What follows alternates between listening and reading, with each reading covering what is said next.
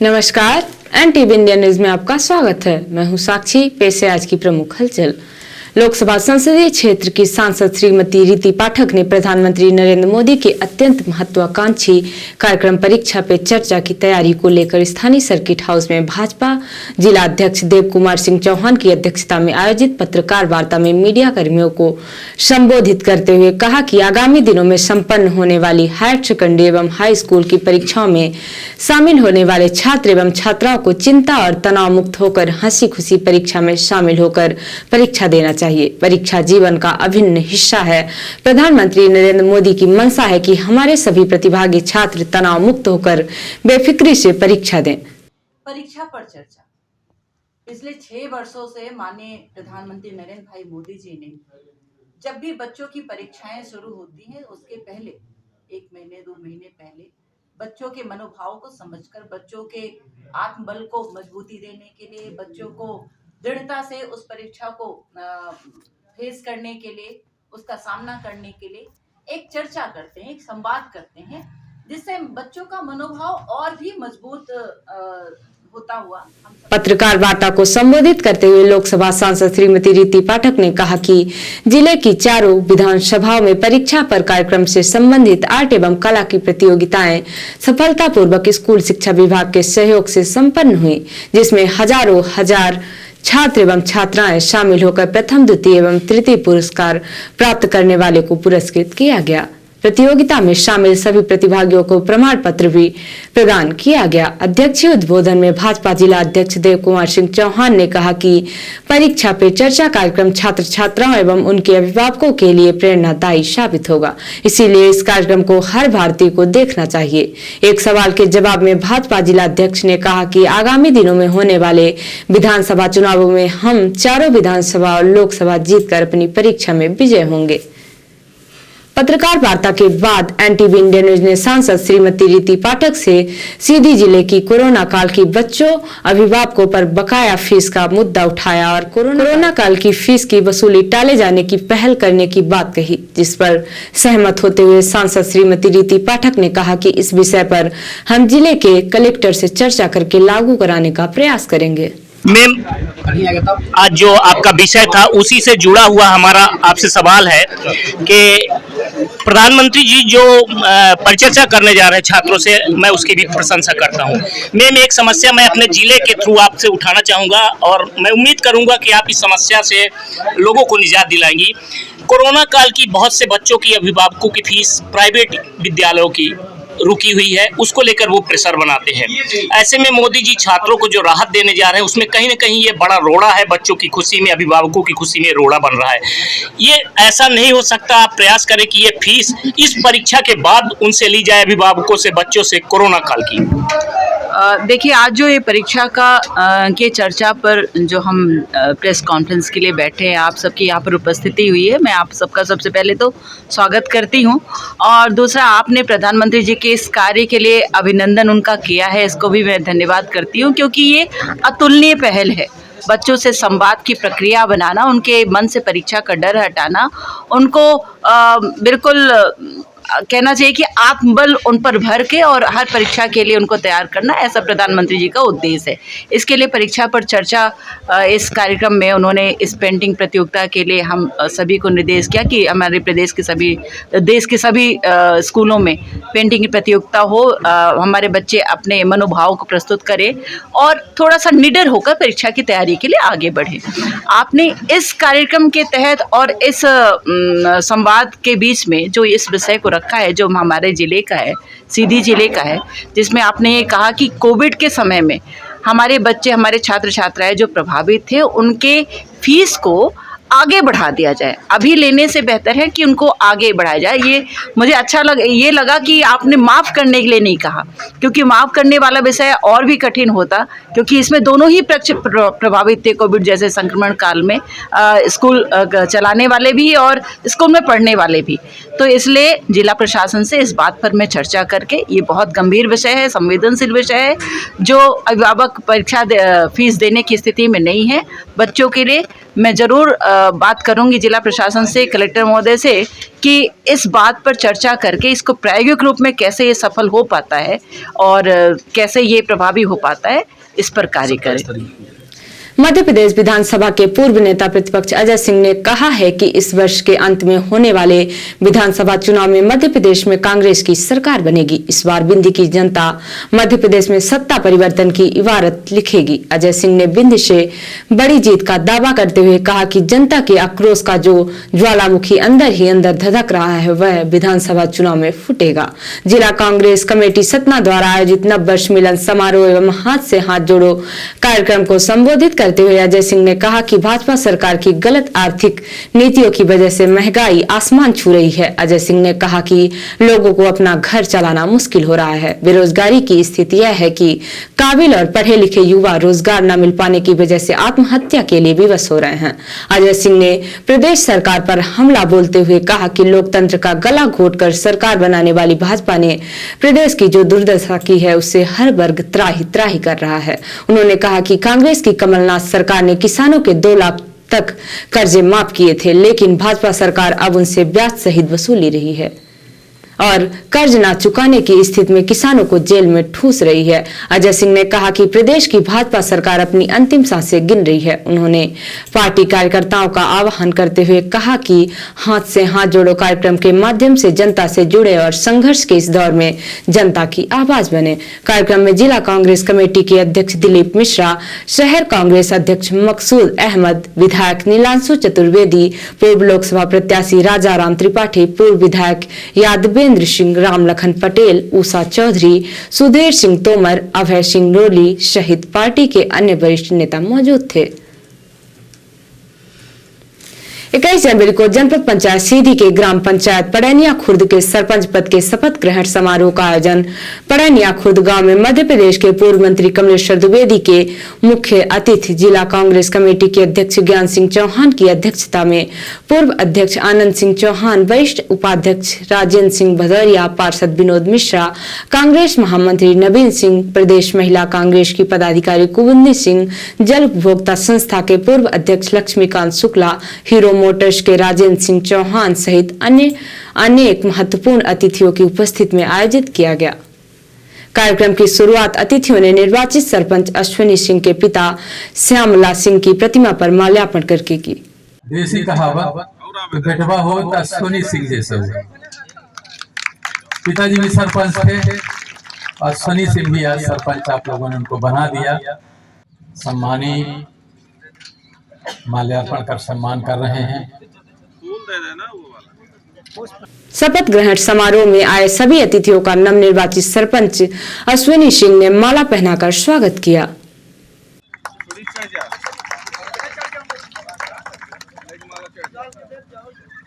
अश्विनी सिंह जी से अनुरोध है कि श्री ज्ञान सिंह कार्यक्रम के अध्यक्ष हार करके सम्मान करें, स्वागत करें। अश्विनी सिंह जी आशीर्वाद भी ले रहे हैं। दोनों लोग एक दूसरे कार्यक्रम में अतिथियों के समक्ष शपथ लेते हुए स्वागत भाषण देते हुए नवनिर्वाचित सरपंच अश्विनी सिंह ने कहा कि मुझे इस गांव की जनता ने जिस विश्वास और उम्मीद के साथ सरपंच बनाया है, मैं उसे तन मन धन के साथ पूरा करूंगा।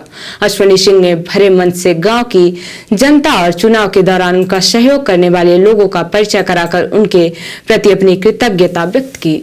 मन सब कुछ समर्पित, सब कुछ अपना किया है। पापा हमारा जितना काम करे हुआ अपना बच्चे सबसे जारी थे कि ये गांव के सरपंच रहे हैं। उनके जितना तो नहीं, लेकिन उनसे कमो बने कोशिश न करे। उनके जितना बताए हुए रास्ते रहे हैं उन सब रास्ते पर उनके बताए हुए रास्ते पर चला। शपथ ग्रहण कार्यक्रम समारोह में आए अतिथियों ने अपना उद्बोधन देते हुए नवनिर्वाचित सरपंच अश्विनी सिंह को कहा कि जनता ने आप पर बहुत बड़ी जिम्मेदारी सौंपी है। आपको अपना व्यवहार कार्य बहुत ही बेहतर रखना होगा।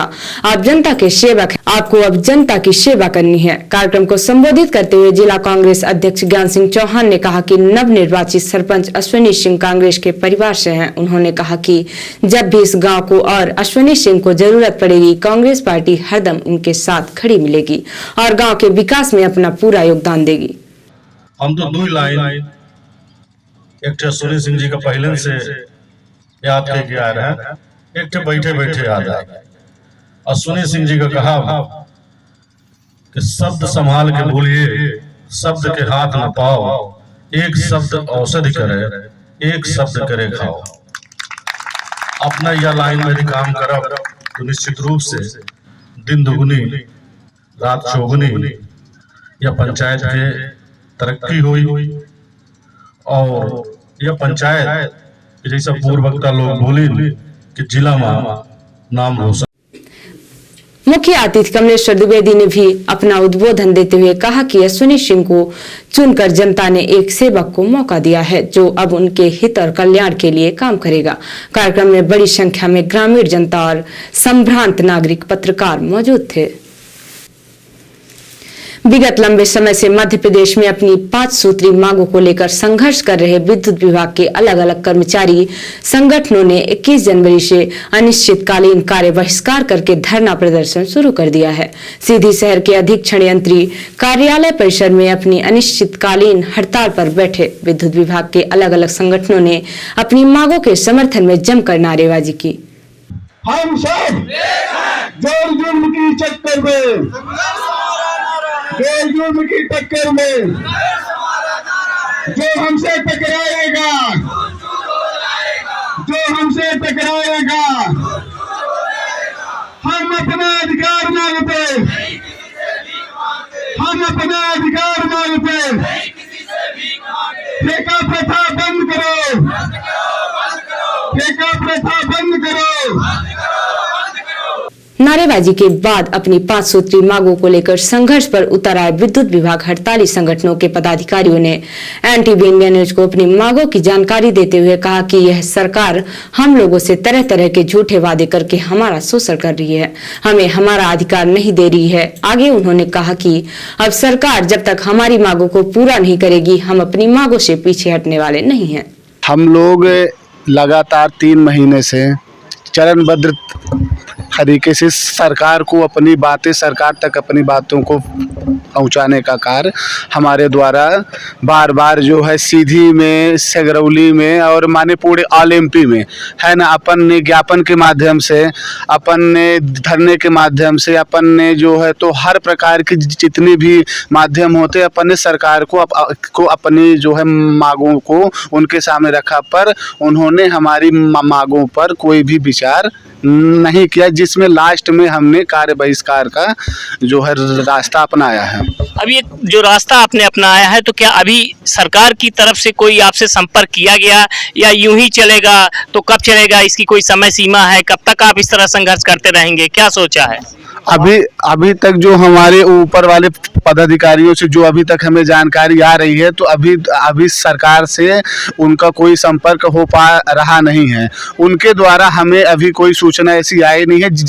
जब तक हमारे उच्च पदाधिकारियों द्वारा हमें कोई सूचना नहीं आती है तो अपन अनिश्चितकालीन हड़ताल पर बैठेंगे। यहाँ पे ये जो स्थिति बन रही है, सरकार आप लोगों की मांग नहीं सुन रही है, क्या कारण हो सकते हैं, क्या वजह है, क्या मानते हैं आप लोग? सरकार सतत आउटसोर्स का, हम युवा का शोषण कर रही है। सरकार आज 2001 से योजना चला करके और अनिश्चित रूप से कई सारी विधाएं रूप रेखा बना करके आउटसोर्स बायसोर्स इस तरीके से शोषण कर रही है सरकार। हम सबको 15 दिन का समय कभी लेंगे, कभी 1 महीने का समय लेंगे। पूर्व में भी 6 तारीख को हम लोगों की हड़ताल होना स्वाभाविक रूप से हुआ था और परमिशन मिली थी, जिसके फलस्वरूप रात को सरकार के प्रमुख सचिव द्वारा हम सब लोगों को बुलाया गया और हमारे उच्च स्तरीय टीम द्वारा बैठक ली गई और बैठक में सभी लोगों को ये कहा गया कि आपका विचार सरकार तक रखा जाएगा, सरकार से बातचीत की जाएगी और 15 दिन में आप लोगों के पहल की जाएगी, जिससे आपका काम सुचारू रूप से किया जाएगा, आप सब लोग काम करें। तो उच्च स्तर लोगों द्वारा हम लोगों को कहा गया और इसके उसी समय यह चरणबद्ध तरीके से ये कहा गया था कि अगर हम लोगों का काम 15 दिन में नहीं किया गया तो हम लोग 21 जनवरी से अनिश्चितकालीन कार्य बहिष्कार का उद्घोषणा कर चुके हैं और उसमें शामिल हो जाएंगे और कार्य बहिष्कार का हम लोगों ने उसी रूपरेखा में शुभारंभ कर दिया। लड़ाई जारी रहेगी, अनिश्चितकालीन तक जारी रहेगी। जब तक हम लोगों को कुछ मिलेगा नहीं तब तक हम लोग अनिश्चितकालीन कार्य का बहिष्कार करते ही रहेंगे। 21 जनवरी को सामाजिक न्याय एवं दिव्यांगजन सशक्तिकरण विभाग एवं जनपद पंचायत मझौली द्वारा कैलाश स्वर्ण वृद्धाश्रम ग्राम ताला में आनंद उत्सव के अंतर्गत वरिष्ठ जन सम्मान एवं नशा मुक्ति जागरूकता कार्यक्रम आयोजित किया गया। कार्यक्रम में उपस्थित मुख्य अतिथि विधायक धौनी श्री कुंवर सिंह टेकान द्वारा वरिष्ठ जनों को सम्मानित कर कंबल, फल आदि प्रदान किया गया। उन्होंने वरिष्ठ जनों एवं दिव्यांग जनों के कल्याण हेतु चल रहे कार्यों की सराहना करते हुए कहा कि समस्त पात्र हितग्राहियों को शासन की योजनाओं का लाभ मिले एवं कोई लाभार्थी नहीं छूटे। नशा मुक्ति पर संबोधित करते हुए उन्होंने कहा कि नशा एक सामाजिक कुरीति है एवं सभी को विशेषकर युवा वर्ग को इससे दूर रहना चाहिए। कलेक्टर श्री साकेत मालवी द्वारा 100% पात्र लाभार्थियों की सामाजिक सुरक्षा, पेंशन एवं आयुष्मान कार्ड बनवाना सुनिश्चित करने के लिए निर्देशित किया गया। समाज के सभी वर्गों को सम्मिलित कर आनंद उत्सव के आयोजन के महत्व को रेखांकित किया गया। कार्यक्रम में शासकीय उच्च माध्यमिक विद्यालय ताला के विद्यार्थियों द्वारा प्रातः विद्यालय से वृद्धाश्रम तक नशा मुक्ति रैली निकाली गई एवं वृद्धाश्रम में वरिष्ठ जनों के सम्मान में स्थानीय कला दल के साथ पारंपरिक गीत, भजन एवं नशा मुक्ति गीत प्रस्तुत किए गए, जिसमें वरिष्ठ जनों द्वारा भी बढ़ चढ़कर सहभागिता की गई। कार्यक्रम के अंत में अतिथियों द्वारा वरिष्ठ जनों के साथ भोजन ग्रहण किया गया। कार्यक्रम में बड़ी संख्या में गणमान्य नागरिक उपस्थित रहे। नैनीताल रिपोर्टर हिमानी रौतेला ने बताया कि चौकी प्रभारी खरना उप निरीक्षक दिलीप कुमार द्वारा तहसील कोश्या कुटौली प्रशासन पटवारी के साथ संयुक्त रूप से जिला विधिक सेवा प्राधिकारी नैनीताल के तत्वाधान में राजकीय इंटर कॉलेज राती घाट में जाकर स्कूली छात्र छात्राओं को यातायात नियमों, सड़क सुरक्षा, साइबर सुरक्षा, नशा मुक्ति, बालिकाओं के साथ होने वाली छेड़छाड़ के बचाव के संबंध में व विधिक सेवा कानूनी अधिकारों के संबंध में भी जागरूक किया गया। इसके अतिरिक्त उत्तराखंड पुलिस ऐप के माध्यम से पुलिस द्वारा प्रदान की जाने वाली विभिन्न प्रकार की ऑनलाइन सुविधाओं के बारे में अवगत कराते हुए गौरा शक्ति में रजिस्ट्रेशन एवं उसकी कार्यप्रणाली के बारे में बताया गया। साथ ही सभी महिला अध्यापिकाओं के स्मार्टफोन में गौरा शक्ति ऐप में रजिस्ट्रेशन करने हेतु जागरूक किया गया। और अब पेश है प्रादेशिक हलचल। जबलपुर में पूर्व मुख्यमंत्री और प्रदेश कांग्रेस अध्यक्ष कमलनाथ ने कहा, बीजेपी ने कोई धर्म का ठेका नहीं लिया है। रीवा में प्राचीन शिव मंदिर पर चली जेसीबी, बजरंग सेना ने किया विरोध। खंडवा में मारपीट में घायल पूर्व पार्षद की पत्नी का देहांत, भाजपा पार्षद ने बुजुर्ग महिला की तोड़ी थी हड्डियां। और एमपी में प्रथम रीवा जिला पंचायत सीएम हेल्पलाइन प्रकरणों के निराकरण में मारी बाजी, पुलिस को मिला 8वां स्थान। और अब पेश है राष्ट्रीय हलचल। एलएसी पर गरजेंगे राफेल और सुखोई। पूर्वोत्तर में 1 से 5 फरवरी तक चलेगा प्रलय युद्धाभ्यास, S-400 एयर डिफेंस स्क्वाड्रन तैनात। कर्नाटक भाजपा नेता मर्डर केस में PFI शामिल, एनआईए ने 20 सदस्यों के खिलाफ चार्जशीट दायर की। पीएम की रैली में सुरक्षा में चूक, फर्जी सैनिक रैली के 1.5 घंटे पहले पकड़ा गया, कोर्ट ने जेल भेजा। और जम्मू के नरवाल में 2 कारों में ब्लास्ट, 20 मिनट में 2 धमाके, 9 लोग घायल, एनआईए की टीम जांच करेगी।